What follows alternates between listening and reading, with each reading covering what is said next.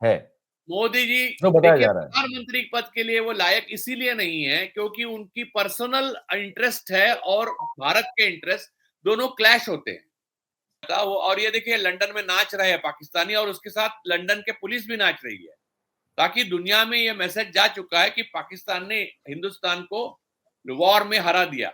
ये हमें माने, हम माने ना माने सर, जो नुकसान हुआ उसके बाद कल आज तक जैसे इनके पप्पू चैनल ने भी दिखा दिया कि सीज फायर के लिए ट्रंप और रूबियो के पास पहले हमारी तरफ से पहल हुई। अभी देखिए उनको समझाने की भी जरूरत नहीं है। By by by any means उनका इस्तीफा होना बहुत जरूरी है, क्योंकि बहुत ज़रूरी देश है। को जिस तरह से उन्होंने कलंकित किया है उसको देशद्रोह से कम कुछ भी नहीं मापा जा सकता। दोस्तों नमस्कार, स्वागत है आप सभी का आपके इस मंच पर जिसका नाम है मयूर जानी ऑफिशियल। आज जैसे कि आप जानते हैं, आप सभी को जो हम सुप्रभात कहते हैं, गुड मॉर्निंग कहते हैं, आपका दिन बहुत अच्छा रहे अभी से शुभकामनाएं देते हैं। आपको पता है हम आज राजू भाई से बात करने वाले हैं और हमारे मन में कुतूहल है, कौतुक है। हम तो हमारी मतलब जानकारी बहुत कम रहती है ना, हम तो छोटे आदमी हैं। राजू भाई हमारे बड़े भाई है, थोड़ा हमसे वो भी थोड़ा ज्यादा जानते हैं, लेकिन खैर हमने कहा पूछ लेते हैं उनसे, बात कर लेते हैं, ये समझने की कोशिश करते हैं कि हमारा प्रधानमंत्री जो है वो नरेंद्र मोदी है उनका नाम, या तो डोनाल्ड डोनाल्ड ट्रंप है। ये कौन तय करता है कि अभी जो शुरू ही नहीं हुआ उस युद्ध को विराम दिया जाएगा? ये मोदी साहब तय करेंगे या ट्रंप साहब तय करेंगे? वो रिश्ता क्या कहलाता है हम समझ नहीं पा रहे हैं। हमारे जवानों जवान शहीद होकर जो है वो अपने अपने घर उनको लौटाया जा रहा है, उनके पार्थिव शरीर को। उनकी बीवियां, बहनें, माताएं कूट कूट कूट कर रो रही है। हमारा सबका खून खौल रहा है, लेकिन हमको पूछे बगैर ये जो ट्रंप ताऊ है, उन्होंने वो बोल दिया कि अब full and immediate cease fire, और लिखा भी कि कॉमन सेंस का हम लोगों ने उपयोग किया तो ये अच्छी बात है। ये ट्रंप कौन होते हैं हमारे? और इसके बाद ट्रंप ने घोषणा की, उसके बाद वो मिस्री साहब आए बेचारे, 42 सेकंड्स में इनको जो भी बोलना था वो बोल के चले गए। फिर पाकिस्तान की ओर से निवेदन आया और फिर पाकिस्तान के उस प्रधानमंत्री की ओर से निवेदन आया जिसने कहा कि हम जश्न मनाएंगे। किस बात के जश्न? तो कहा कि हम जीत गए, और सिर्फ कहा नहीं, मना रहे हैं वो जश्न। अब इसमें हम क्या करें ये हमको समझ में नहीं आ रहा है। अब हमारे यहां से सरकार ने तो 24 घंटे तक चुप्पी रख के बैठी हुई थी। कल वो हमारे सेना के अफसर लोग आए थे, उन्होंने ब्रीफिंग की ऑलमोस्ट 24 घंटे के बाद। लेकिन उसके बाद भी हमको तो ये समझ में नहीं आ रहा है कि हम क्या करें। हम रोए, हम हंसे, हम करें क्या? तो हमने कहा कि राजू भाई से बात करते हैं। इस दौरान प्रधानमंत्री ट्विटर पर तो बहुत चुप्पी साधे हुए हैं। उनके एएनआई के वो वीडियोस जो वो कॉन्फिडेंशियल मीटिंग चलती है हमारे सेना प्रमुखों के साथ, उसके वीडियोस आ जाते हैं जो म्यूट होते हैं। उसमें वो बड़ी गंभीरता से कुछ बोलते हुए दिखाई देते हैं। वो सेना के जनरल जो है वो बड़े एक कहते हैं ना कि बहुत ही अच्छे विद्यार्थी की तरह वो कुछ नोटिंग करते हुए दिखाई देते हैं। पर हो क्या रहा है ये हमको समझ में नहीं आ रहा है। मुझे लगता है शायद आप में से किसी को भी समझ में नहीं आ रहा है। हमने सोचा राजू भाई से पूछते हैं कि क्या उनको कुछ समझ में आ रहा है क्या? क्योंकि वो एक वो बात याद आ गई। वो आज का वो हमने थंब का वो टाइटल भी वही दिया है। वो जो सुषमा स्वराज जी ने बहुत कहा था संसद में, जो काफी फेमस हुआ था कि तू इधर उधर की ना बात कर, तो ये बता कि काफिला क्यों लूटा। तो ये काफिला लुट चुका है, हमको तो ये लगता है। पर ये यहाँ पे हो रही है वो इधर उधर की बात हो रही है, तो इस पर आज बात करना जरूरी है। राजू भाई को हम जोड़ देते हैं, ज्यादा वक्त बर्बाद नहीं करेंगे। राजू भाई, गुड मॉर्निंग, नमस्ते। सुप्रभात, नमस्कार। Good morning. और एक बात मैं कहता हूं कि जो हमारे जवान शहीद हुए हैं और कुछ जवान अभी भी कब्जे में है। पूर्णम साऊ कब्जे में है, बीएसएफ के जवान 18 दिनों से पाकिस्तान के। तो उन सबके जो जो शहीद हुए उनके लिए हम श्रद्धांजलि दोनों अर्पित करते हैं, और उन सारे बहादुर जवानों की माफी भी मांगनी चाहिए उनके परिवारों की, क्योंकि उनका बलिदान अंजाम तक नहीं पहुंच पाया, क्योंकि राजनैतिक नेतृत्व जो था वो किसी और चीज को बचाने के लिए सारे देश को दांव पे लगाने वाला था। लेकिन हम अपनी तरफ से माफी भी मांगनी चाहिए उन बहादुर जवानों को, क्योंकि मैंने एक जैसे एक वो कॉफिन आ रहा है, तो मैं देख रहा हूं, मैं कई लोगों को, यानी सेना की तरफ से अभी तक लिस्ट भी जारी नहीं की गई, लेकिन देख रहे हैं हम किसी की माँ बहुत रो रही है, और किसी की बीवी कह रही है आई लव यू यार, उठ जाओ यार, अपने हस्बैंड को कह रही है। किसी का बेटा खोया है, किसी का पति, किसी का बच्चा रो रहा है और पापा पापा चिल्ला रहा है। और ये सारी जो बातें हैं, उसके बाद हम अगर भारत माता के लिए, जिसको आरएसएस ने भारत माता नाम दिया है, मैं तो इससे ज्यादा वो नहीं हूं, लेकिन फिर भी ठीक है, हम कह सकते हैं भारत माता की तरफ से उनको, इसलिए उन्होंने अपने जंग में बहादुरी दिखाई, अपना जान और फाइनल यानी अल्टीमेट सैक्रिफाइस जिसको कहते हैं, अंतिम बलिदान, अपनी जान को दे दिया। एक डॉक्टर भी है उनमें, तो एयरफोर्स में काम करने वाले। लेकिन महाराष्ट्र के बहुत सारे घाटकोपर के नाइक हैं, बहुत सारे महाराष्ट्र के तो बहुत वीर सपूत मृत्यु बलिदान हुए। गुजरात से तो ऐसी कोई खबर नहीं आई मुझे, लेकिन सॉरी मयूर भाई, लेकिन बात यह है कि हर रेजिमेंट से अपनी बहादुरी और वो की गई, और उन्होंने बचाने की, यानी उत्तर प्रदेश, बिहार, हर जगह से, और वहां के जो वीर सपूत है उनको हम श्रद्धांजलि अर्पित करते हैं। और दूसरी बात यह है कि उनकी माफी भी मांग लेते हैं उनके परिवार की, क्योंकि उनकी जो क्षति हुई है वो हमें बचाने के लिए हुई, हमारे प्रोटेक्शन के लिए हुई, और उन्होंने जो अदम्य साहस दिखाया और उन्होंने जो भी किया है कुर्बानी, उसका कोई भुगतान नहीं हो सकता सर हमारे जीवन में, हम अपनी तरफ से नहीं कर सकते। मैं एक बात बताना चाहता हूँ सबसे पहले मयूर भाई, ये सारे डिस्कशन को पहले खोलने से पहले पिटारा, कि मैं खुद युद्ध के खिलाफ हूँ और था, और मैंने लिखा है क्लियर कट, क्योंकि मुझे ये पता था कि देखिए हमारे जो 25-26 लोग मरे पहलगाम में, उसका उसका जवाब एक कोवर्ट ऑपरेशन हो सकता था, कि वो जवान जो अपने जो लोग मरे, सॉरी सैलानी जो मरे, उनके लिए वो जो आतंकवादी थे उनको पकड़कर मारना, उनको ढूंढ निकालना, और उनकी कोवर्ट ऑपरेशन में जितने वो है वहां उनको उनका बंदोबस्त करना, ये एक ऑपरेशन होता है कोवर्ट ऑपरेशन। वो एक छोटा ऑपरेशन करके हमें बहुत बड़ी जीत हासिल हो सकती थी।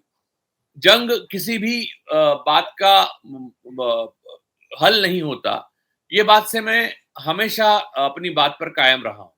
लेकिन आपने एक मोटा मोटी जंग छेड़ ही दिया है, तो फिर इस बात का भी मैं समर्थक हूं कि वो जंग या तो जीता जाए, या उसका अंतिम परिणाम जब तक नहीं आता तब तक आपको लड़ना चाहिए।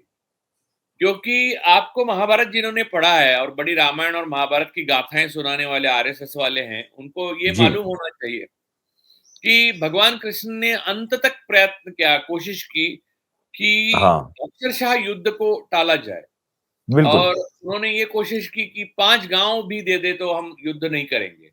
लेकिन उनकी सारी नीतियां फेल गई, और सारी बातें, बातचीत, डिप्लोमेसी फेल गई। उसके बाद युद्ध हुआ, जंग हुआ।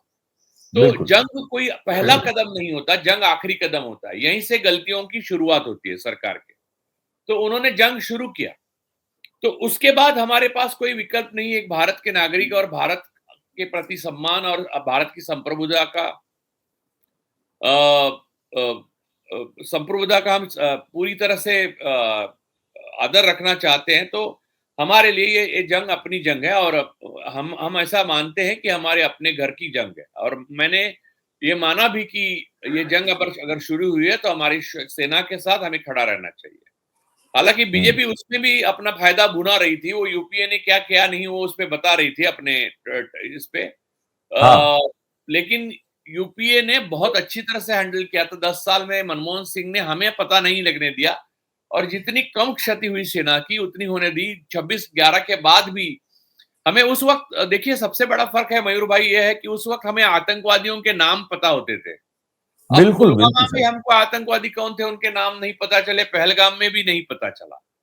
तो बिल्कुल। मनमोहन सिंह को जो लोग कहते हैं कि वो खत लिखते थे और मोदी जी उनकी उपहास करते थे, लेकिन मनमोहन सिंह बहुत बड़े राजनेता थे और उनका एक आदर था और अमेरिका से लेकर रशिया तक सब जगह उनके लिए एक रिस्पेक्ट था और हमारे साथ सारे देश खड़े रहते थे क्योंकि भारत की भूमिका नैतिकता के आधार पर होगी, ये उन्हें सबको मालूम था, सारे देशों को। इस बिल्कुल। बार ऐसा कुछ भी नहीं हुआ। मोदी प्रशासन ने उनके शासनकाल में हर देश से रिश्ता सिर्फ अडानी की व्यापार के लिए बढ़ाया और हाँ। ना ही भारत का राजनीतिक हित और सामरिक हित को उन्होंने नजर उस पे रखी, जी। नजरअंदाज किया। जबकि राहुल गांधी ने 3 साल पहले एक कहा था, यानी संसद में तो मोदी जी बैठते ही नहीं है वो। एक तो नहीं, या नहीं तो वो नहीं नहीं, एक तो वो इंफीरियरिटी कॉम्प्लेक्स से ग्रस्त है या अपने हाँ, आप को बहुत सुपीरियर मानते हैं, दोनों में से एक चीज है, लेकिन दोनों है नहीं वो। बिल्कुल।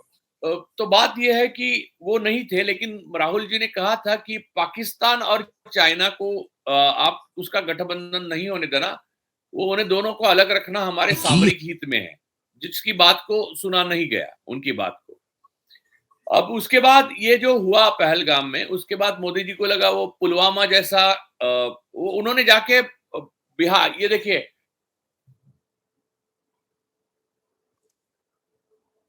मैं तो ये कपड़ा देख के मोहित हो चुका हूं महाराज। ये कपड़ा देखिए, जैसे लगता है कि मोर दाढ़ी बढ़ा के जो है वो बैठा है, अद्भुत, बहुत महंगा कपड़ा है ये।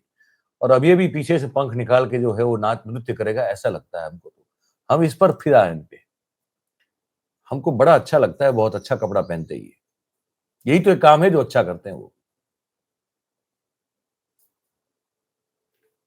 राजू भाई आपकी आवाज नहीं आ रही है। राजू भाई आप हैं क्या? शायद आपको फिर से जुड़ना पड़े। राजू भाई आपकी आवाज नहीं आ रही है सर। आपको शायद नेट फिर से जोड़ना पड़ेगा। राजू भाई जब तक आते हैं मैं इस पर बात करना चाहूंगा दोस्तों। ये क्या चल रहा है ये? आप बहुत सारे पूछ रहे हैं ना कि डिकोड कीजिए इसको, why we took U turn. भाई साहब लगे हुए हैं, सिर्फ स्पेकुलेशन पर हम चल रहे हैं अभी। हमारे पास कोई ठोस जानकारी है ही नहीं क्योंकि कोई दे नहीं रहा है। अच्छा, इतना वाटर टाइट मामला बना दिया है कि अगर आप अपने पुराने फॉरेन मिनिस्ट्री के सोर्सेज से पूछें या इंटेलिजेंस से पूछे, तो कोई इस वक्त बात नहीं कर रहा है।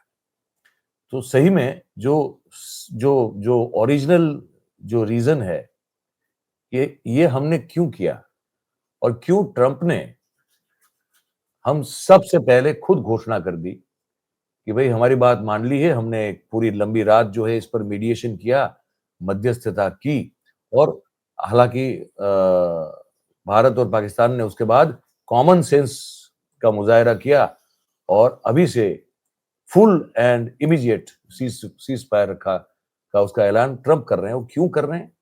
उसके बाद 24 घंटे तक हमारी ओर से किसी भी तरह की कोई कोई बात क्यों नहीं की गई? वो सवाल हमको भी नहीं पता। आप जब पूछ रहे हैं तो हम उसी को डिकोड करने की कोशिश कर रहे हैं। राजू भाई आ गए और मैं इस कपड़े पे मोहित हूं इनके। मुझे एक गुण इनका बड़ा अच्छा लगता है, बहुत बढ़िया कपड़ा पहनते हैं भाई साहब। बस ये देखिए है जो अच्छा लगता है।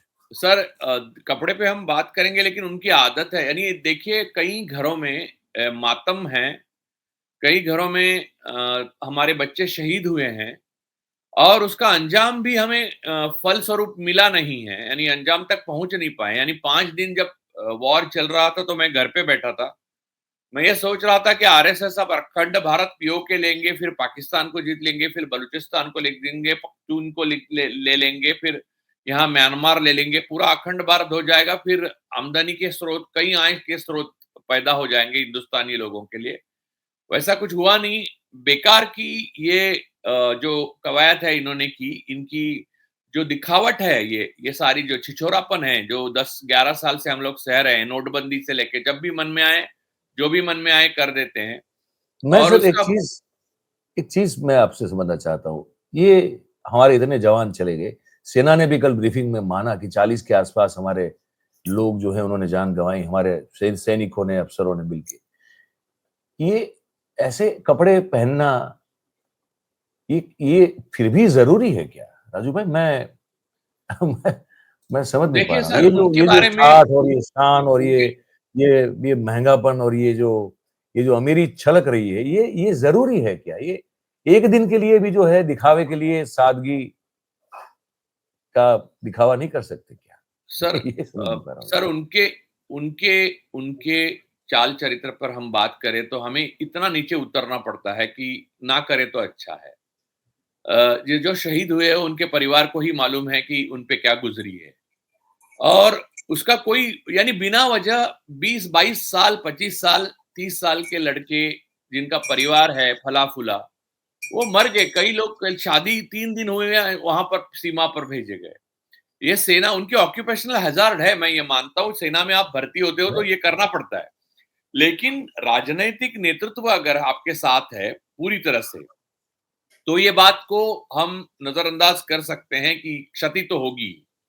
लेकिन आपने सिर्फ 40 जवान, और उससे भी ज्यादा हो सकते, कम हो सकते, लेकिन वो बात कही, लेकिन आपने वो नहीं कहा कि हमारे फाइटर जेट्स गिराए गए।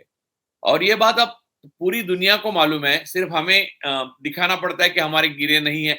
यानी कल वायुदल के अधिकारी ने भी इनकार नहीं किया, वो कहे कि क्षति तो होती रहती है ऐसा। हाँ, यानी वो होती रहती यानी है। उन्हें हाँ। झूठ बोलने पे मजबूर किया गया था, लेकिन हुँ। उन्होंने झूठ ना बोला। नरोवा कुंजरोवा के नरोवा कुंजरोवा वाला मामला रखा उन्होंने। हाँ, हाँ, तो ये रखा हमें उन्होंने। क्लियर कट मालूम है सर कि करण थापर जी ने इंटरव्यू लिया था फोर्स के एडिटर साहब का, तो उन्होंने बोला था कि हमारे क्षतिग्रस्त हुए हैं, राफेल से लेके वो सब, उसके ऊपर बहुत सारी चीजें हुई, जेट्स भी हमारे गए। सर, जो नुकसान हुआ उसके बाद कल आज तक, जैसे इनके पप्पू चैनल ने भी दिखा दिया कि सीज फायर के लिए ट्रम्प और रूबियो के पास पहले हमारे तरफ से पहल हुई। हमने हाँ, ये कहा कहा कि, उन्होंने, और उसका ये कारण कहा। क्या दिया गया, यानी आज तक पे जो कारण दिया गया वो हास्यास्पद है। यानी हास्यास्पद यानी स्कूली बच्चा भी विश्वास नहीं रखेगा। देखिए, अगर हम आगे बढ़े तो बहुत बहुत भयंकर विनाश होगा पाकिस्तान का। इससे अच्छा अभी सीज फायर कर दो, ऐसा हमने उनको बताया। तो उनको लगा कि यार सीरियस है बहुत मैटर।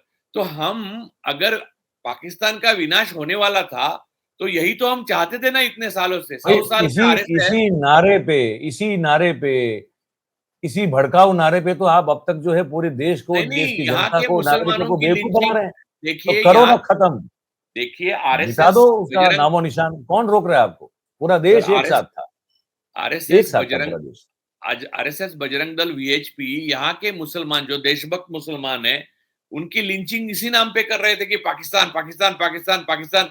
और ये आप कहते हैं कि हम पाकिस्तान के, अपने अमेरिका के पास सीज फायर कहने के लिए इसलिए गए क्योंकि हमें उनका ऑटोमिक वो सेंटर सब दिखाई दिए, और फिर हमने कहा कि अगर और लड़ाई लड़ते हैं पाकिस्तान वाले, तो हम उनको तबाही कर देंगे, तो अमेरिका इसमें कर बीच दो। में पड़े, इससे अच्छा। अरे, ये एक तो थर्ड पार्टी को लाना, यानी हिंदुस्तान के, आजाद हिंदुस्तान के इतिहास में मनमोहन सिंह है, इतनी अच्छे, मैंने कई बार कहा है, अच्छे प्रधानमंत्री हुए, बुरे प्रधानमंत्री हुए, लेकिन देशद्रोही प्रधानमंत्री आज तक नहीं हुआ था सर। नहीं, नहीं, तीसरी पार्टी को हमने कभी बीच में नहीं लाया। हमारी नहीं, रीढ़ की हड्डी हमेशा सीधी रही, ना लेफ्ट झुकी ना राइट झुकी। बिल्कुल। लेकिन ये सीज फायर ये हुई कि देखिए, रफाल का कारगर साबित उतना ना होना एक बात, दूसरी बात हमारे पास स्ट्रैटेजी लंबी थी नहीं, तीसरी बात राजनीतिक रूप से हम पूरे दुनिया में अलग थलग हुए, क्योंकि सबसे बड़ी बात यह है कि मोदी जी ने कभी अदानी के, बियॉन्ड अदानी, हमारे विदेश मंत्रालय को जाने ही नहीं दिया। विदेश मंत्रालय पूरा काम अगर कोई करता है कुछ किसी भी देश में, तो बस अडानी का व्यापार फैलाने के लिए करता है, या उन्होंने कोई क्राइम किया है तो उसको बचाने के लिए करता है। तो हिंदुस्तान की नैतिक ताकत जो थी आज तक, वो खत्म हो गई। तो हमारे, उनके साथ टर्की थी, पाकिस्तान के साथ टर्की थी, पाकिस्तान के साथ चाइना था, चाइना के हथियार थे और बहुत पावरफुल हथियार थे। और हिंदुस्तान के साथ कोई देश नैतिक रूप से, देखिए विक्ट्री डे परेड चल रही थी, हमारा एक जमाने का बहुत करीबी दोस्त रूस, उसमें जी जिनपिंग थे, वहां पर पुतिन साहब थे, दुनिया भर के कई नेता आए हुए थे, उनमें भारत की बात भी नहीं निकली। और ये खेमे में तो कुछ भी नहीं। और उन्होंने जेडी वैंस ने ये कहा था, उपाध्यक्ष जो है अमेरिका के, जी। कि ये जो हो रहा है भारत पाकिस्तान में, उससे हमारे में कोई लेना देना नहीं है। हाँ। तो हम गिड़गिड़ाते हुए उनके पास गए कि देखिए पाकिस्तान का बहुत नुकसान हो सकता है, प्लीज आप सीज फायर करिए। ये कहानी अच्छा, बनाई। इस बात की चिंता पाकिस्तान को नहीं है, लेकिन हमको है कि पाकिस्तान का बहुत नुकसान हो सकता है। हाँ, इसलिए, और ये आज तक की खबर है, नहीं आप कब दिखा सकते हैं कि हमने अपनी तरफ से पहल की, क्योंकि आज नहीं तो कल ये तो बाहर ही आने वाला था कि भारत ने पहल की थी और भारत ने पहले कहा था सीज फायर के लिए, अमेरिका को रिक्वेस्ट किया था। और वो सीज हम्म। फायर हुई कैसे? ये तो और भी दिलचस्प कहानी है मोदी के सफलता, अपार सफलता की। जी। मोदी एरा में जो सफलता आरएसएस और मोदी को मिली है, उसमें से ये सबसे बड़ा चरम सफलता है। वो जी। सीज़फायर भारत और पाकिस्तान के मामले में, मसले में, जिसमें भारतीय जवान शहीद हो रहे हैं, वो हम्म। सीज़फायर अमेरिका के अध्यक्ष डोनाल्ड ट्रम्प साहब ने अपने एक्स अकाउंट पे, यानी ट्विटर पहले हुआ करता था, उस पे पोस्ट करके सीज़फायर डिक्लेयर किया। और जी। उसके बाद भारत ने धन्यवाद किया उनका कि आपने सीज़फायर किया, थैंक यू साहब जी। और फिर हाँ। पाकिस्तान ने किया, पाकिस्तान को क्या फर्क पड़ता था? उनकी एक तरह से पर्सपेक्टिव ऐसा था, पूरे दुनिया में संदेश गया कि पाकिस्तान हावी हो गया, हम्म। वन अप रहा, और पहली हम्म। बार पाकिस्तान को ऐसी जीत मिली, तो वो क्यों छोड़ता है ऐसा मौका? तो उन्होंने हम्म। उस मौके पे चौका मार दिया, और उसमें आप मार उनको दिया। दोष नहीं दे सकते। और सर एक बात, डोनाल्ड हम्म। ट्रम्प साहब को भी आप दोष नहीं दे सकते। अगर आप जी। उनके पास जाते हो और आप अब उनको कहते हो कि देखिए भाई साहब, आपको सीज फायर करना है, नहीं तो बच नहीं जाएंगे हमारे दुश्मन। तो हम्म। अब वो उनको क्या कहा ये हमें नहीं मालूम, लेकिन हमें ये कहा जा रहा है कि ऐसा उन्होंने कहा। लेकिन उसका हम्म। अब ये लॉजिकल तो है ही नहीं लगता। लेकिन हम्म। आज तक 11 साल में कोई लॉजिकल चीज हुई भी है क्या? नोटबंदी कौन सी लॉजिकल थी? जीएसटी भरते हाँ। वक्त लोगों को पता चलता है कि ये लॉजिकल नहीं है, लेकिन बेचारे डर से भरते हैं। तो हम्म। ये जो बातें हैं, ये सारी बातें हम्म। जैसे 11 साल में हुआ वैसे ही हुई। लेकिन ये हम्म। देशद्रोह है। हम्म। लेकिन ये देशद्रोह है, और ये किस चीज के लिए किया गया? देखिए, इनका एक दोस्त फंसा हुआ है यूएस में, दूसरी और हम्म। भी चीजें कई फंसी हुई है, उस पे हम बात नहीं करना चाहते, वो व्यक्तिगत है, और वो सुब्रमण्यम काफी स्वामी कई पर्सनल है, बार वो बोल काफी चुके हैं। पर्सनल है। हाँ। हाँ। नहीं, नहीं, उसपे सुब्रमण्यम स्वामी कई बार बोल चुके हैं। और ये, हाँ। और कल यशवंत सिन्हा जी भी कुछ बोले नहीं, लेकिन बोले कुछ तो फंसा हुआ है इनका, इसलिए ये कर रहे हैं। देखिए, तो हम्म। ये बात है कि आपकी कोई पर्सनल या आपकी पर्सनल दोस्ती की कोई चीज या बिजनेस फंसा हुआ है, जी। इसलिए आप अगर देश के 140 करोड़ और देश की संप्रभुता के साथ कॉम्प्रोमाइज करने वाले हो, तो आपको हाँ। 1 मिनट भी प्रधानमंत्री पद पे बैठने का अधिकार नहीं। वो कपड़े वपड़े तो दूर की बात है। हाँ। तो आप इस पद को त्याग दीजिए, इस्तीफा दे दीजिए, और जाके आप पूरा बस जाइए अमेरिका में, कोई टेंशन नहीं। और कोई अमेरिका टेंशन हमारा दोस्त देश है। देखिए, अमेरिका हमारा नहीं। दोस्त है, उन्होंने मदद की हमें। हम्म। देखिए, मैं आपको ये बताता हूँ कि ये रफाल के गिरने के बाद इनके पास ऐसा अगर होता आगे जाकर कि हम्म। पूरी पूरी, यानी आरएसएस की जो युद्ध का ज्वर था गए 100 हम्म। सालों का, तो एक ही हम्म। झटके में उतरने का समय आ गया था, क्योंकि डिप्लोमेसी में जीरो थे उनके नेता, और जी। फिर उनके पास कोई सामरिक ताकत उनके साथ खड़ी नहीं रही। क्योंकि जी। 16 दिन में इंदिरा जी ने जो युद्ध जीता था, उसने हम्म। उन्होंने कई दोस्त बनाए थे। देखिए, पूरा गुट था एक उनका पूरे विश्व जी। में, और जी। वो उनके साथ पूरा दमखम से खड़ा था, हथियार से लेके नैतिक ताकत लेकर। तब यूके जी। और यूएस जैसे ताकतों को पीछे हटना पड़ा था। जी। यहाँ पर कुछ भी नहीं था। ये तो बस कुछ भी, यानी जब ट्रम्प साहब को खुद अपॉइंटमेंट लेके मिलने गए हमारे प्रधानमंत्री, तो ट्रम्प जी। साहब ने बहुत खरी-खोटी सुनाई जी। टैरिफ को लेकर वगैरह, तो ये बस हँसते रहे। पता नहीं इनको हाँ। पता चला भी अपने अपमान हो रहा है, अपना देश का अपमान हो रहा है। सर, हम्म। अब मुझे ये लगता है उनके पास एक ही विकल्प है, वो इस्तीफा दे दे। उन्होंने बहुत उपकार किए हैं इस देश पर, और हाँ। बहुत बहुत इज्जत बढ़ाई इस देश की, और हम्म।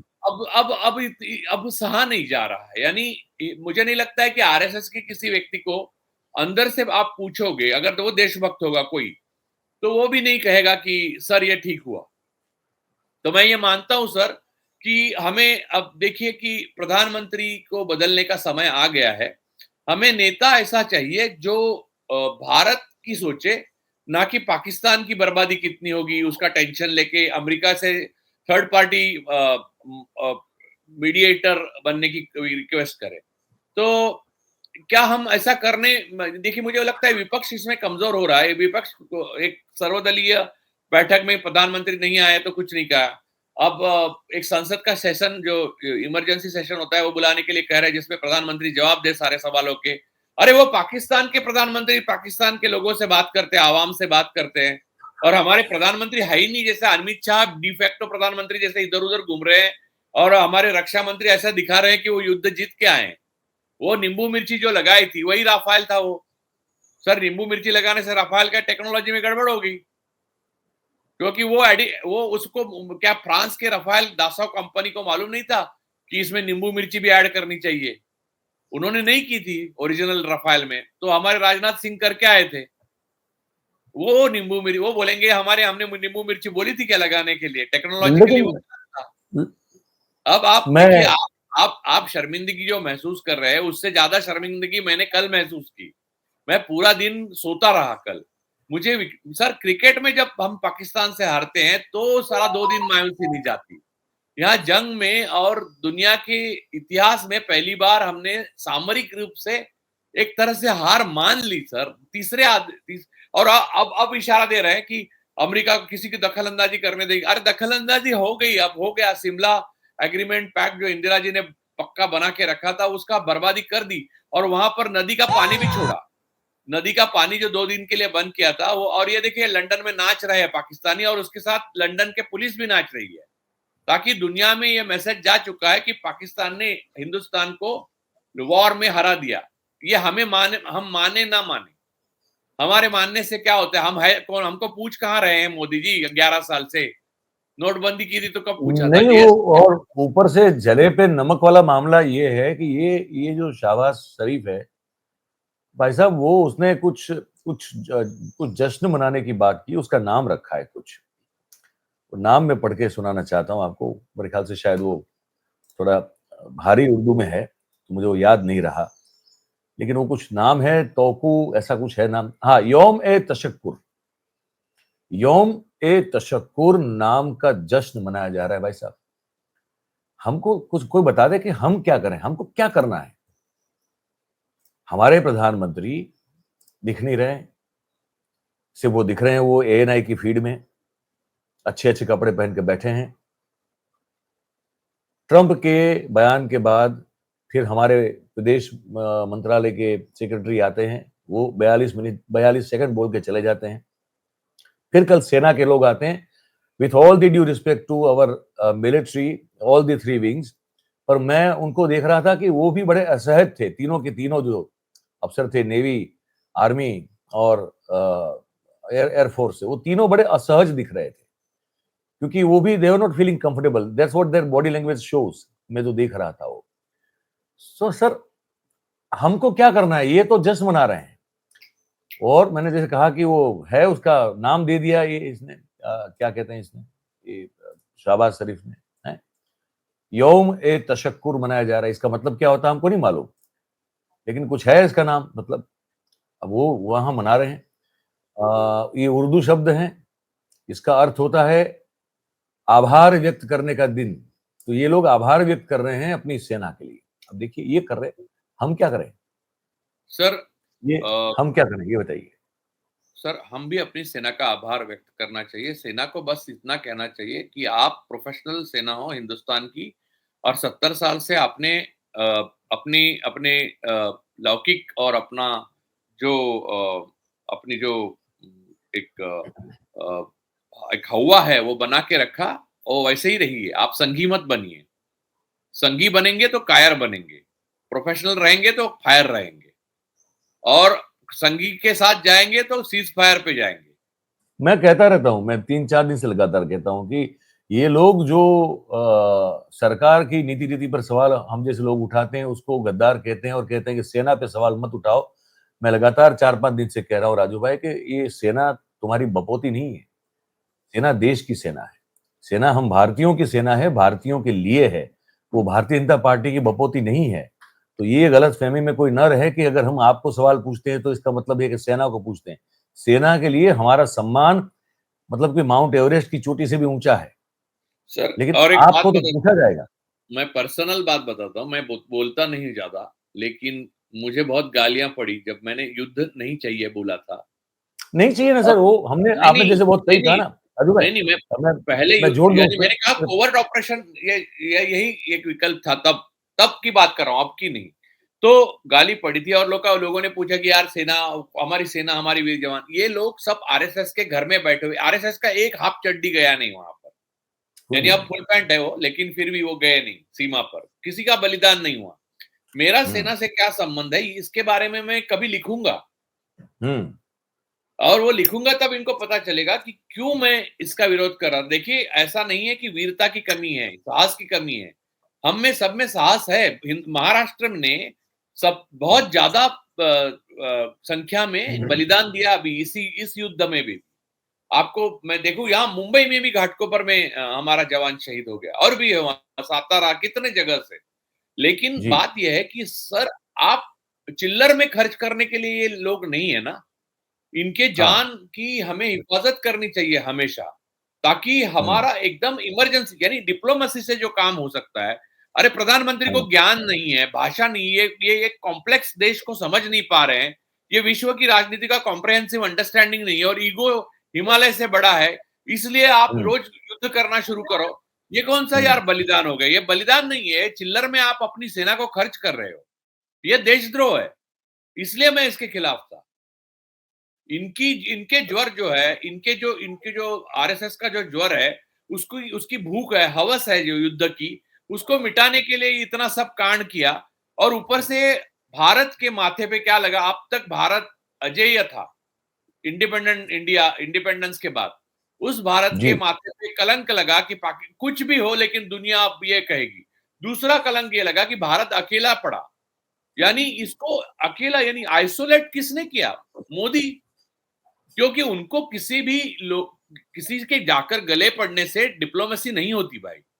It's a very very very very complex intellectual procedure, जो अक्सर और दर, इन्होंने पहले दिन आए जब प्रधानमंत्री बन के, तो वो कहा हार्डवर्क नहीं, मैं हार्डवर्क। देखिए, हर चीज हार्डवर्क से नहीं होती, अगर हार्डवर्क से होती तो हार्डवर्क से आप राफेल क्यों नहीं बनाए, वहां क्यों गए फ्रांस? और चाइना ने जो बनाए हैं आधुनिक विमान, वो बनाने के लिए हार्डवर्क नहीं, हार्वर्ड की भी जरूरत पड़ती है। खैर, वो बातें समझ में नहीं आएगी आरएसएस वालों के, और उनका मुखिया जो है उनके मोदी और भागवत, उनको तो बिल्कुल समझ में नहीं आएगी। लेकिन भारत को ये सोचना चाहिए कि हमें, हमारे देश की जनता को अब लोगों के सामने अब कितना जलील करना है हमें, दुनिया के सामने हिंदुस्तान को कितना। आज तक जो हमारे पूर्वजों ने, जो इवन मनमोहन सिंह साहब तक, यानी नरसिंह राव हो, अटल जी हो, और भी हो, लेकिन जिन्होंने जो भी किया है करा धरा, उसको मिट्टी में मिला दिया आपने। और अब हम क्या लिखेंगे, यानी जैसे कि वो दीवार फिल्म में हाथ पे लिखा था ना, मेरा बाप चोर है, वैसे अब हाँ, हम खड़े हुए हैं पाकिस्तान से, ऐसा हमारे हाथ पे लिखा गया, दिख नहीं रहा है, लेकिन मन में तो चुभ रहा है ना। बहुत चुभ रहा है भाई, बहुत चुभ रहा है। तो ये, इसके बहुत लिए ज्यादा। प्रधानमंत्री और उनके कैबिनेट को माफ नहीं किया जा सकता। ये देशद्रोह किया उन्होंने थर्ड पार्टी के पास जाकर, और इसके लिए उनको रिजाइन करना चाहिए, इस्तीफा देना चाहिए। दूसरा कोई उसका विकल्प नहीं है, इसके ऊपर कोई बातचीत, कोई सुलह सफाई, कुछ भी नहीं हो सकता, क्योंकि अब आज देश के आगे उन्होंने अपने निहित स्वार्थ और ईगो को रखा। उनके पार्टी ने भी यही किया, और देश की गरिमा को इतनी बड़ी ठेस पहुंचाई, और इतने सारे जवान बलिदान हुए। ये सारा खून हाथ को लगा है भारतीय जनता पार्टी, आरएसएस और मोदी जी के। और राजू भाई, एक चीज तो इसमें हम इसका जिक्र करना तो भूल रहे हैं। वो पुंछ के लोगों के इंटरव्यूज देख रहा था, ललन टॉप वहां पे वहां पहुंचा पर था अलग बहुत। से लोग मरे हैं शेलिंग में। वहां बहुत बड़ी कैजुअलिटी है हमारी, हमारे सिविलियंस की, हमारे नागरिकों की। वो और भी कुछ डिजिटल प्लेटफॉर्म पहुंचे हैं, मैं ललन टॉप को देख रहा था। वहां लोग खून के आंसू रो रहे हैं, वो कह रहे हैं कि यार खत्म करो ये, इस बार आर या पार मामला खत्म करो। हम भूखे रहने को तैयार है, हम सूखी रोटी खाने को तैयार है, मरने को तैयार है, लेकिन खत्म करो हमारे। सर, मैं अलग ही बात आपको बताता हूं, यानी अपने दर्शकों को बताना चाहता हूं, ताकि आप, युद्ध तो सीज फायर हो चुका है, तो बोलने के लिए कोई प्रॉब्लम नहीं होना नहीं नहीं, अभी चाहिए। अभी आज ही अखबार में छपा है ना ये। अब ये क्या? बताया जा रहा है, पता नहीं किसके हवाले से, लेकिन पाकिस्तान ऑक्युपाइड कश्मीर को वापस लिए बगैर अब कोई बात नहीं होगी, ऐसी हेडलाइनें छपी हैं। बताइए। किसका, किसकी, कौन सा, किसका, कहां से? ये ये संदेश अखबार तो में छपी है तो क्या हमारे यहाँ। अडानी को ट्रम्प के हवाले किया जाएगा? हाँ, ये एक ही अखबार में छपी है, इसमें संदेश में छपी है। हाँ, वो संदेश तो सर रोज आते हैं। हाँ। तो तो छोड़िए सर, ये संदेश तो हम 11 साल से दे। देखिए, मैं फैक्चुअल बात करता हूँ, क्योंकि देखिए, एक्सटर्नल अफेयर एक बहुत ही सीरियस मामला है, और ऐसे संदेश जैसे पेपर्स जो हैं, वो मेरे पेट जो है, कैट है, उसके खिसी के लिए हम लोग यूज करते हैं, वो उठाने के लिए, तो टट्टी उठाने के लिए यूज करते हैं, तो बात वो अलग है सर। तो मैं ये कहना चाहता था इसमें कि ये जो हुआ है सब, उसका परिणाम इतना भयानक है कि हमारे सामर्थ्य का आज तक लोगों को पता था, अब हाँ, हमारी कमजोरी का पता चला। और सर और हमको दुःख, इससे हम इतने इतने इतने, अब देखिए, हर कोई आंख दिखाएगा हिंदुस्तान को, और क्योंकि हर कोई आंख दिखाएगा, और हिंदुस्तान को इससे बुरा समय आएगा अगर ये सरकार और ये प्रधानमंत्री वैसे ही रहा तो। और ये कुर्सी छोड़ेंगे नहीं, इसमें कोई मुझे शक नहीं है सर। नहीं, ये वो नहीं सिर्फ छोड़ेंगे। दुर्बलों अपने देश में जो दुर्बल है उनका दमन करेंगे, और वहां बाहर जाके जो पावरफुल है, ट्रम्प साहब, ये साहब, वो साहब, उनको उनकी चाटुकारिता करेंगे। यही होता है। देखिए, एरोगेंट उनके सामने है ये, जिनके पास ताकत है, और बेचारे जो लोग इनके ऊपर निर्भर है, इनको नेता मानते हैं, जिन्होंने चुन के दिया, उनको 11 साल से परेशान कर रहे हैं, अलग अलग टैक्स लगाकर, ईडी, सीबीआई, एनएसए, एनआईए, सब आईटी, सब सब लगाकर। और विरोधियों को, विपक्ष को, जो उनको विपक्ष बहुत ही मुश्किल समय में विपक्ष एक साथ खड़ा रहा उनके, लेकिन ये कुछ ना बिल्कुल, कर। बिल्कुल, विपक्ष ने एक बिल्कुल, लाइन में, लीडर ऑफ ऑपोजिशन ने कहा कि हम सरकार और सेना के साथ दृढ़ता से खड़े हैं, उनको जो करना है वो करने के लिए हम पूरी तरह से, हम उनके साथ हैं, हम उस पे ऊफ नहीं करेंगे। इन्होंने क्या किया, सीज फायर करवाया डोनाल्ड ट्रंप से। अब बिल्कुल। ट्रम्प साहब की कोई गलती नहीं है सर। ट्रम्प साहब को आप जाके गिड़गिड़ाएंगे, उनको सम्राट का चक्रवर्ती मानेंगे, तो वही वो तो खुश होंगे कि चलो नहीं, पर हमको तो भी। राजू भाई, राजू भाई, ये मतलब 240 सीट मुश्किल से कैसे भी करके फूक फाके करके बैठा हुआ ये पार्टी का मुखिया 140 करोड़ के देश के भविष्य का, उसके मान का, सम्मान का, और वो छोड़िए, मुझे सबसे बड़ी जो चोट लगी है भाई, और आपको भी लगी होगी, सबको लगी होगी, कि इतनी बहादुर और इतनी वीर सेना हमारी, जिसका जिसका इतना अद्भुत रिकॉर्ड है बैटलफील्ड में, या चाहे कहीं भी मिशन में कहीं जाती है, उस सेना का जो मोरल डाउन हुआ है ना इस चीज से, वो कहेंगे नहीं, लेकिन वो चेहरे से दिख जाता है। सर मैं वो आपको बड़ा वो सर बड़ी मैं आपको तकलीफ हो रही है उससे राजू भाई। सर मैं एक आपको उदाहरण देता हूं। वो वो एक मैच थी जो शारजा में खेली गई थी, जिसमें चेतन शर्मा के आखिरी बॉल पे 4 रन चाहिए थे, जावेद मियांदाद ने छक्का मारा छक्का था, मारा था, छक्का और हम मारा था, पाकिस्तान से हारे थे। हारे सर थे, उसके बाद साइकोलॉजिकली हम इतने टूट गए थे कि मैं तो टूट कम गए से थे। कम 4 से 5 साल उससे निकल नहीं पाया। और भारतीय क्रिकेट टीम भी, क्रिकेट टीम हर जगह जाती थी, पाकिस्तान के सामने हार के आती थी। ये मनोवैज्ञानिक हार जो है ना, वो मोदी ने आपको गिफ्ट की है। अब इसको आप सर पे रख के आप चलेंगे, आपको वही नेता है आपके, तो फिर प्रॉब्लम हो जाएगी। या तो आपको देश बदलना चाहिए, या तो नेता बदलना चाहिए। क्या बदलेंगे? देश तो बदल नहीं सकते, देश तो नेता ही हमारा है, कैसे बदल। बदलेंगे? तो नेता देश कौन तो होगा हमारा। वो मेरा प्रॉब्लम नहीं है सर, लेकिन वो हो जो सबको साथ लेके जाए, और विश्व में जो हमारे दोस्त हो सकते हैं उनको अपने देश के लिए दोस्त बनाए, ना कि अपने दोस्त के लिए दोस्त बनाए। और ट्रम्प साहब के पास अडानी की फाइल्स हैं सारी, इसलिए अपने अपने दोस्त की फाइल है, इसलिए इतना ना झुके कि सारा देश को दांव पे लगाए। ये बात देखिए, ये सुनिए। ये सुनते हैं, देखिए। प्रधानमंत्री आज मैं सुन रहे हैं आपके आप? माध्यम से प्रधानमंत्री जी से कहना चाहती हूँ, आप इस देश के मुखिया हैं, आप इस सरकार के मुखिया हैं। अब इससे काम नहीं चलेगा कि उसने कर दिया होगा, उसने कर दिया होगा, मुझे कुछ नहीं पता। आप उर्दू जबान समझते हैं बहुत अच्छी तरह से, और शेरों में बहुत बड़ी ताकत होती है अपनी बात को आसानी से, सहजता से कहने की। आज एक शेर पूछ करके मैं आपसे जवाब पूछना चाहती हूँ। तू इधर उधर की ना बात कर, ये बता कि काफिला क्यों लूटा। तू इधर उधर की ना बात कर, ये बता कि काफिला क्यों लूटा। हमें रहजनों से गिरा नहीं, तेरी रहबरी का ख्याल है, तेरी रहबरी। आज हम सर भी यही पूछ रहे हैं, आज हम भी यही पूछ रहे हैं। प्रधानमंत्री मनमोहन सिंह जी के बारे में ये लोग कुछ भी अनाप शनाप लिखते हैं, उनमें यह साहस था कि ये बातें संसद में बैठ के वो सुनते थे वो। सर, अपनी आलोचना सुनने के लिए भी एक तरह का आप में साहस होना चाहिए, और लोकतंत्र के लिए वो जरूरी है। जीवित लोकतंत्र के लिए आप लोकतंत्र और सेक्युलरिज्म तब आपको याद आता है जब विश्व समुदाय के पास जाना पड़ता है।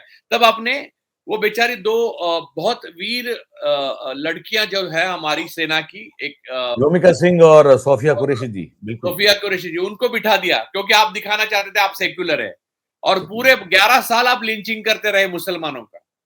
ये जो ऑप्टिक्स है उससे मैं परेशान, यानी मैं नहीं चाहता था कि सर ऑप्टिक्स के लिए इनको इस्तेमाल किया जाए। मैं सच्ची बोलता हूं, अब युद्ध खत्म हो गया तो मैं देख रहा था तो मुझे बुरा लगा। सेना का और उसका धर्म का ऐसा उपयोग नहीं करना चाहिए, नहीं करना क्योंकि चाहिए था, सेना बिल्कुल में नहीं ना करना प्रदेश मानते हैं, ना धर्म मानते हैं, ना जात मानते, कुछ भी नहीं। सेना हमारी एक है और हम सैनिक हैं। और देखिए, मैं सेना के बारे में मैं क्यों बोल सकता हूं, मैं कभी आपको बोलूंगा उसके ऊपर, अलग आज नहीं बोलना। देखिए, मैं अपने बारे में बोलने के लिए मोदी तो हूं नहीं, हाँ, हम तो नहीं है तो नहीं मैं वो। आधा घंटा उसी पे बोल सकता हूँ। खैर, लेकिन बात तो ये है कि सर ये जो उर्दू जबान है, अंग्रेजी जबान है, ये सब मनमोहन जी को आती थी, सुषमा जी को आती थी, वो आपस में बात कर सकते थे और विश्व समुदाय के साथ जाके बात करते थे। लेकिन मोदी जी को सिर्फ गुजराती आती है, तो इधर उधर की बात न कर काफिला क्यों लूटा, ये आप गुजराती में बताइए उनको, ताकि ये उनको एकमात्र भाषा जो उनको समझ में आती है उसमें समझ में आएगी। या फिर अभी देखिए, उनको समझाने की भी जरूरत नहीं है। By by by any means उनका इस्तीफा होना बहुत जरूरी है, क्योंकि बहुत जरूरी देश है। को जिस तरह से उन्होंने कलंकित किया है उसको देशद्रोह से कम कुछ भी नहीं मापा जा सकता। क्योंकि आपके हाथ में इस देश की बागडोर है, तो आप देश के ट्रस्टी हो, हमारे देश के, हमारे भाग्य के मालिक नहीं हो। उनको राजा वाजा कहने वाले लोग कहते रहे, हम नहीं कहेंगे। एक हमारे दर्शक बार-बार आपको ये पूछ रहे हैं कि वो जो राफेल हमारा गिरा दिया गया है, क्या ये खबर सही है क्या? अब देखिए, इसकी पुष्टि तो कोई नहीं कर रहा है। नहीं, सेना पुष्टि ने भी हमारी तरफ से नहीं हो रही। देखिए, मैं दो हाँ, बातें बताता हूँ। टेलीग्राफ हुँ, और यूके और सीएनएन ने तो दे दिया है। दुनिया वो के कर रहे कई हैं, हाँ। बड़े मीडिया हाउसेस ने लेकिन उसको सरकार की ओर निकाल से दिया। ऑफिशियली इसकी पुष्टि नहीं हो रही है। हाँ, सरकार की ओर से नहीं हुई, लेकिन सरकार ने इनकार भी नहीं किया। जबकि सेना के लोगों को पूछा गया कि ऐसा हुआ क्या, तो उन्होंने कहा युद्ध में क्षति होती रहती है। हाँ, तो उनका गोलमोल उत्तर था। देखिए, सेना झूठ नहीं बोल सकती, चाहे मोदी जी कितना भी चाहे। तो उन्होंने सच बोलने से वो थोड़ा दूर हो गए, लेकिन झूठ नहीं बोला। तो इसमें और आपको समझ में आना चाहिए, अब इतना खुलकर भी नहीं बात की जा सकती, क्योंकि देश की इज्जत भी दांव पे लगी हुई है। दांव पे लगी हुई है। तो हम खुल एक के नहीं बोलेंगे, लेकिन आप समझ जाइए इतनी बात से। और देखिए, सबसे बड़ी बात, मयूर जी 1 मिनट मुझे एक मौका दीजिए जी, कि आप कहते हो कि आपने पहल की, डोनाल्ड ट्रम्प साहब को जाकर आपने बताया कि आप सीज फायर करिए क्योंकि पाकिस्तान खतरे में है। ये कौन सा लॉजिक है सर? अब इन्होंने लिखा है, हमारा कमेंट से कुछ फट रहा है क्या?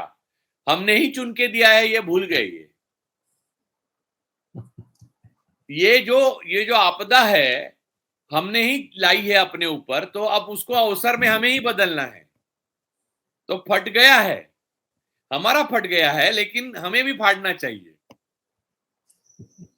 नहीं, ये हमको पूछ रहे हैं, ये शायद वो हो सकता है कि वो हाफ पैंट वाले हो, पता नहीं, हो सकते हैं। छोड़िए सर, छोटे बच्चे का फोटो डीपी लगाने वाले आदमी को क्या बोले। हाँ, नहीं तो ठीक है। तो हमने कहा कि आपकी कमेंट भी ले लेते हैं। ठीक है यार, आज हमारा मूड नहीं है आपसे उलझने का, आपका भी कमेंट रख दिया हमने, क्योंकि एक चीज और देखिए दर्शकों को बताना देखिए जरूरी है। देखिए, अब कनिमोजी का राजू भाई एक बहुत महत्वपूर्ण ट्वीट था कल, आपने पढ़ा होगा। कनिमोजी ने बड़ा डिटेल में लिखा कि आईएमएफ में कुछ 25-26 देश का वो उसमें होता है, वो उनका मताधिकार होता है कि किसी को अगर ऋण देना है आईएमएफ को तो सबका वो सब चाहिए। हम ही अकेले थे जिसने पाकिस्तान को ये 1.2 बिलियन या 2.2 बिलियन जो दिए गए डॉलर, उसका हम ही ने विरोध किया, बाकी में किसी ने नहीं किया, ना फ्रांस ने भी नहीं किया। फ्रांस ने सर, भी हमने नहीं किया, विरोध नहीं, किसी हम ने विरोध नहीं एब्सटेन, किया। वहां विरोध नहीं किया जा सकता। वहां आप सिर्फ एब्सटेन हो सकते हो, यानी तटस्थ रह सकते हो, वो हमने किया। हाँ, हाँ, मतलब वही, हाँ। तो उस मीटिंग में आपको विरोध करने का अधिकार नहीं होता। आप वो तो या तो आप सपोर्ट करो या तटस्थ रहो, तो तटस्थ रहे हम। लेकिन इसमें एक बड़ी फिर एक बार आप डिप्लोमेटिक हार है मोदी सरकार की और खुद मोदी की। इतने लोगों के गले पड़ने के बाद आप आईएमएफ में भी अपना एक गुट नहीं बना पाए। जी। हाँ, इन्होंने लिखा है कॉमन मैन ने, आईएमएफ में भारत का पक्ष किसी ने क्यों नहीं लिया, क्योंकि इसी वजह से, क्योंकि मोदी जी गले पड़ते हैं तो उनको चाहते हैं लोग ऐसा मानना गलत है। गलत है। वो किसी भी शक्तिशाली आदमी के गले पड़ते हैं और कोई दुर्बल आदमी दिखे तो उसको पैरों तले रोनते हैं। ये बिल्कुल। इनकी नीति है और वो गुजरात से आपको मालूम है 23 साल आप देख रहे हैं, हम तो और 11 साल। हम तो पुराने और भुक्तभोगी हैं सर। और ये राठौर साहब ने सही कहा, नायडू और नीतीश भी देशद्रोही है, क्योंकि ये सरकार उनके बैसाखी पे चल रही है। तो ये देशद्रोह के लिए उनको फौरन उनका सपोर्ट खींचना चाहिए, नहीं तो लोगों को उनको अपनी सत्ता से नीचे बेदखल करना चाहिए अपने राज्य में। बिल्कुल। और मोदी जी का सबसे बड़ी बात, पहलगाम होने के बाद वो वहां नहीं गए, मणिपुर तो कभी गए नहीं, वो गए बिहार मधुबनी में और अंग्रेजी में भाषण करके आए। जबकि हाँ, ये लिखा हिंदी में है। जाके अमेरिका में डोनाल्ड ट्रंप के सामने हिंदी में बोल रहे थे और वहां टेलीप्रॉम्प्टर पे लेके मधुबनी में, यहाँ हिंदी भी बहुत मुश्किल से समझी जाती है, वहां की लोकल भाषा जो हिंदी की है वो ज्यादा समझी जाती है, वहां अंग्रेजी में धमकी दे के आए और उसका अंजाम जो हुआ वो आप तो देख ही रहे हैं। ये ऐसे व्यक्ति को प्रधानमंत्री बनने का 1 मिनट के लिए हक है क्या, आप बताइए? भारत साहसी, बुद्धिशाली और बहुत इनोवेटिव लोगों का देश है। चाटुकार लोगों की कोई कीमत नहीं होनी चाहिए। ये इन्होंने इनके बारे में सुब्रमण्यम स्वामी ने बोला, अमित शाह जी के बारे में, इन्होंने तो एक जज की खोपड़ी तोड़ दी, ऐसा सुब्रमण्यम स्वामी का कहना है, हमें नहीं मालूम। अच्छा। तो ऐसा सुब्रमण्यम स्वामी ने कहा है, ऑन रिकॉर्ड कहा है। तो अब हम इनसे छुटकारा अगर नहीं पा सके तो हम और बर्बाद होंगे और इज्जत तो दुनिया में अलग से हमारी बर्बाद होगी। हिंदुस्तान को अब नेपाल से लेके, भूटान से लेके, बांग्लादेश से लेके सब आग दिखाएंगे, क्योंकि देखिए सबके पास सामरिक ताकत है, हर कोई हथियार खरीद सकता है चाइना से। चाइना तो देने के लिए तैयार ही है हमारे पड़ोसियों को। चाइना हर चीज मुहैया कराने के लिए तैयार है, क्योंकि चाइना चाहता है जितना दुर्बल हो हिंदुस्तान उतना अच्छा है। और मोदी जी शी जिनपिंग के साथ कुछ बात नहीं कर, क्योंकि उनको चाइना, देखिए मोदी जी ने आज तक ये सारे हमले होने के बाद और चीन भी घुस के आया उसके बाद, चीन, चाइना और पाकिस्तान ऐसा लफ्ज इस्तेमाल किया है, आपने देखा है कभी? जी। नाम नहीं लेते। नहीं, कभी नहीं सर, सवाल ही पैदा नहीं होता है सर। देश का, वो अपने दुश्मन देश का नाम लेने से डरते हैं सर। ऐसे तो हमारे भारत में औरतें अपने पति का नाम नहीं लेती थी। हाँ बिल्कुल। हाँ, इनकी तरफ से किया है, उन्होंने हमको खाना खिलाया है, उन्होंने हमको साड़ी लाई है, इनकी सारी, इनकी बदौलत हम आज ये हैं। ये सारी बातें औरतें करती थी इसलिए क्योंकि हस्बैंड का नाम नहीं लेती थी, क्योंकि हस्बैंड को मालिक बोलती थी। बिल्कुल। तो जिनका नाम नहीं लेते उसको मालिक मानते हैं आप। ये भारत का संस्कृति, अगर आरएसएस को हिंदू संस्कृति चाहिए तो ये हिंदू संस्कृति है। तो ये नाम नहीं लेते, पाकिस्तान का, चाइना का ले लें। आप सिर्फ मोदी जी को इतना कहें, आप भारत के प्रधानमंत्री है, 2 दुश्मन देशों ने मिलके हमारे लिए बहुत कठिन समय आज लाया है, वो चाइना और पाकिस्तान है, दोनों का नाम लेके एक भाषण कीजिए। मैं सर वो एक पढ़ के सुना दूं। चाइनीज फॉरेन मिनिस्टर वांग यी को लेकर एक खबर है जो कहा था, जो अच्छा वो आई है ANI के हवाले से, छोटे मतलब है लंबी पोस्ट में, मैं सार बता देता हूं। तो कह रहे हैं कि चाइनीज फॉरेन मिनिस्टर वांग यी had a phone conversation with Indian National Security Advisor Doval. As per Chinese Foreign Minister, Doval said that the Pahalgam terrorist attack caused serious casualties among Indian personals and that India needed to take counter-terrorism actions. War was not India's choice and was not in the interest of any party. India, Pakistan would be committed to a ceasefire and look forward to restoring regional peace and stability as soon as possible. अब वांग यी साहब जो कह रहे हैं, he said that China condemns, वो हमले की निंदा की, कहा कि सांत्वना है हमारे साथ, ठीक है, लेकिन कहा कि the current international situation is turbulent and intertwined, है ना? Peace and stability in the Asian region is hard won and deserves to be cherished. India and Pakistan are neighbors that cannot be moved away, and both are neighbors of China. China appreciates your statement that war is not India's choice. आप समझ रहे हैं, ये अभी इसका अब पूरा, अब जो आप कह रहे थे ये चाइना के साथ बोले दोवल साहब, ये बता रहे हैं आपको, और वांग यी क्या कह रहे हैं, वो अप्रिशिएट कर रहे हैं कि भाई आप जो युद्ध नहीं चाहते हैं, वो आपकी जो चॉइस है, वो हम उसकी प्रशंसा करते हैं, and sincerely hopes that India and Pakistan will remain calm and restrained, properly handle differences through dialogue and consultation, and avoid escalation of the situation. China supports and expects India and Pakistan to achieve a comprehensive, lasting ceasefire through consultations. This is the fundamental interest of India and Pakistan, and is also the common wish of the international community, Ministry of Foreign Affairs of the People's Republic of China. अब ये भी हमने बता दिया। अब देखिए इस पे मैं बताता हूँ सर, चाइना ने जब वॉर चल रहा था तो खुलकर पाकिस्तान का समर्थन किया। चाइना ने पाकिस्तान को सारे हथियार मुहैया कराए, जिसकी वजह से पाकिस्तान हवा में एयर स्ट्राइक में ज्यादा पावरफुल बन सका। तीसरी बात, चाइना हमेशा पाकिस्तान के, RANDI उनकी संगठन ही है, हमेशा पाकिस्तान के साथ है, और इसमें उन्होंने कभी छुपाया नहीं है, उनको पाकिस्तान का प्यार है और पाकिस्तान के प्रति उनकी वो है। अब वो बात यह है कि अब लिखना, यानी देखिए अगर मीडिएट करने से इनकार कर देते ट्रम्प साहब, तो हालत ये थी कि पाकिस्तान का नुकसान हो जाएगा, इसलिए मोदी साहब चाइना को भी बोल देते कि आप मीडिएट करो, और इससे बुरा ये होता कि सी जिनपिंग करते सीज फायर डिक्लेयर। आप सोचिए, इससे डोनाल्ड ट्रम्प के वजह से हमारी थोड़ी तो इज्जत बच गई। उनका सर आप नाम ठीक से लीजिए, डोनाल्ड नहीं है वो, एक सेकंड रुकिए, आप नाम में गलती मत कीजिए सर। देखिए ये भाई डोनाल्ड को भी बुरा लगता है, ये देखिए क्या कहा था, सुनिए। India friend the president of the United states of America mister Donald Trump. ये कहिए आप, डोनाल्ड सर, डोनाल्ड माफी सर, माफी, गलती होगी सर, बुरा मत मानिए। मैं एक सवाल प्रधानमंत्री जी से पूछना चाहता हूं, जो मुझे लगता है अभी आज मेरा थोड़ा जाने का है, तो मैं ये आखिरी पूछता हूं सवाल। जी। सवाल ये है कि कल की प्रेस कॉन्फ्रेंस में प्रधानमंत्री द्वारा जो on behalf of political leaders, यानी हमारी जो लीडरशिप है वो तो उनकी तरफ से जो सेना के लोग आए हैं और उन्होंने बताया कि हमारा अचीव कुछ ये हुआ है, आतंकवादियों को 100 मार दिया, ये वो पाकिस्तान में जाकर एक तो वीडियो घूम रहा है नूर एयरपोर्ट का, वो नूर का नहीं है सर, सूडान का है वो, वो झूठ है वो। बात यह है कि सर पाकिस्तान के जाकर 100 आतंकवादियों को आपने मारा, देखा किसने, वो बताया, वो बात अलग है, लेकिन वो 4 आतंकवादी जो पहलगाम में आए थे, जिनके चित्र हमने देखे थे, वो तो भारत में थे, 250 किलोमीटर आए थे, वो कहाँ है?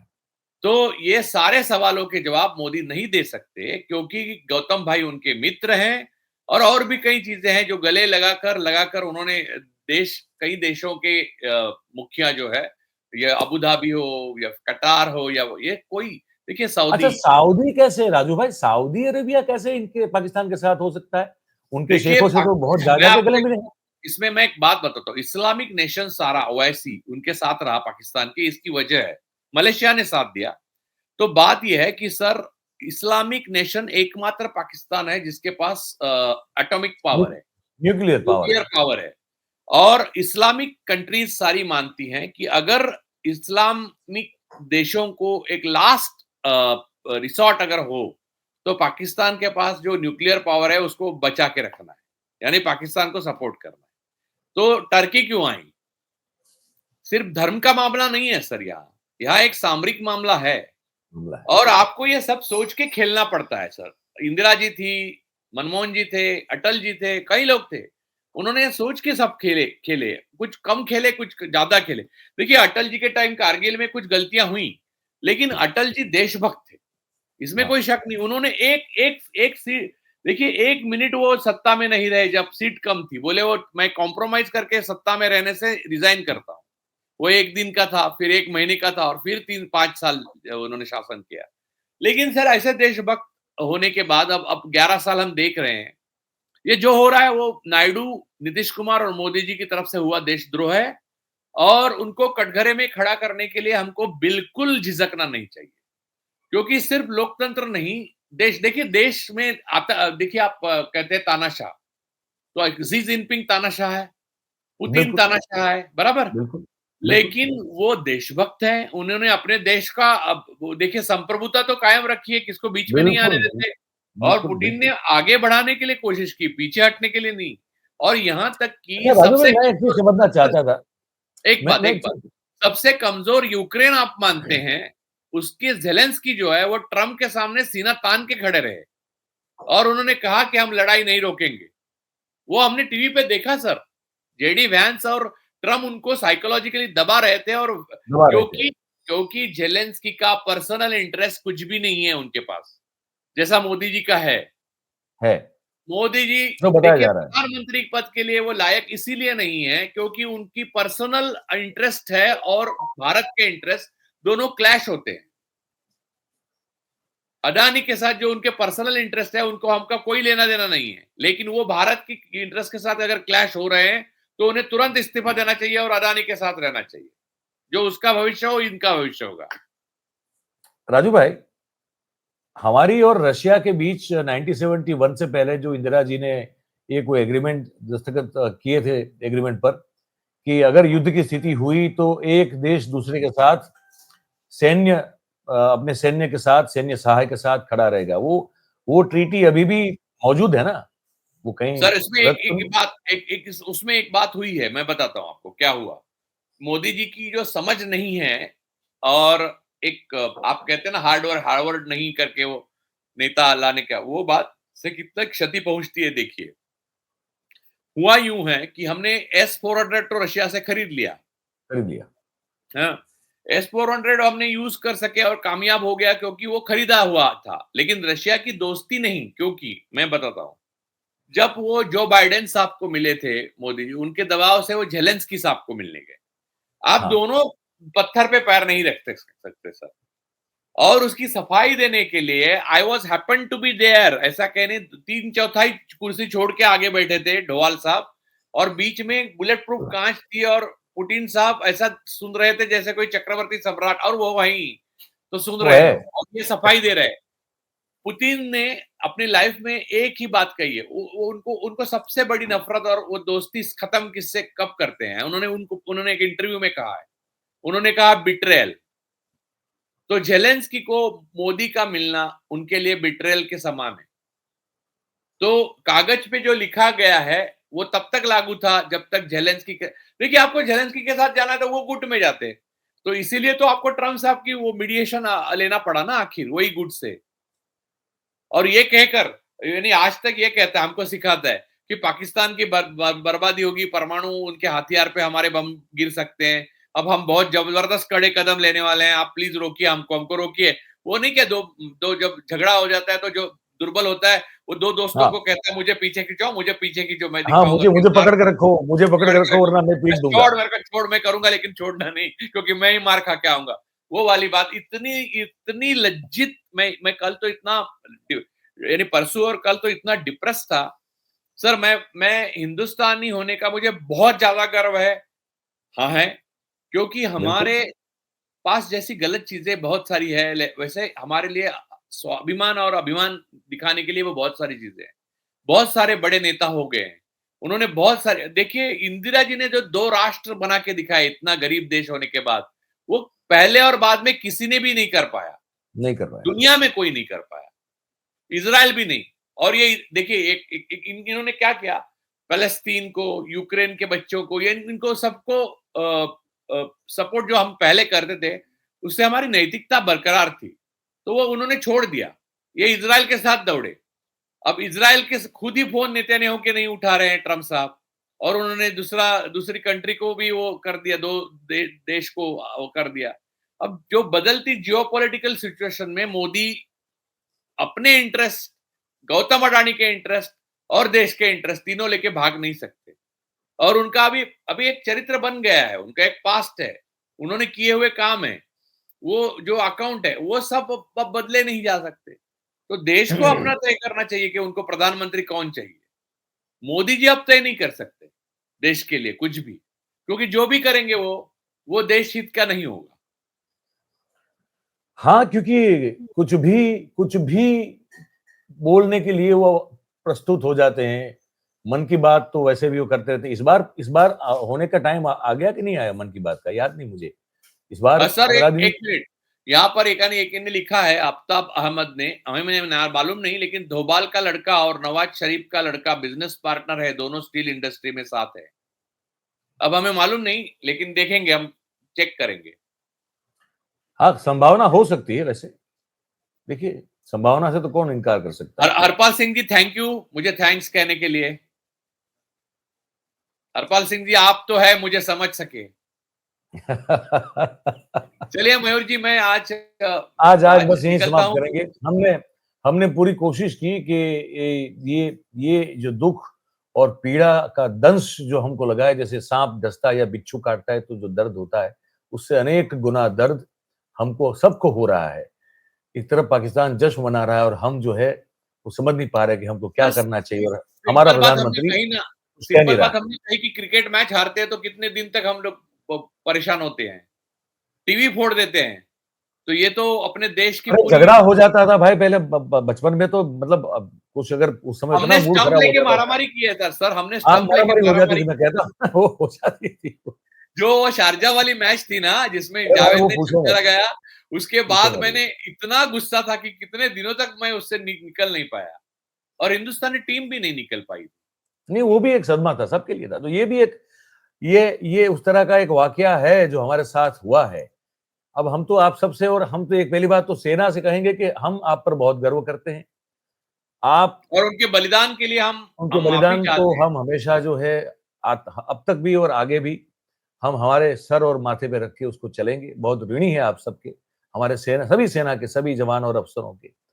और ये जो ये जो ये मुंह हमारा जो है वो हमको नीचा करना पड़ रहा है सबको, इसमें आपकी कोई गलती तो है नहीं, है ना।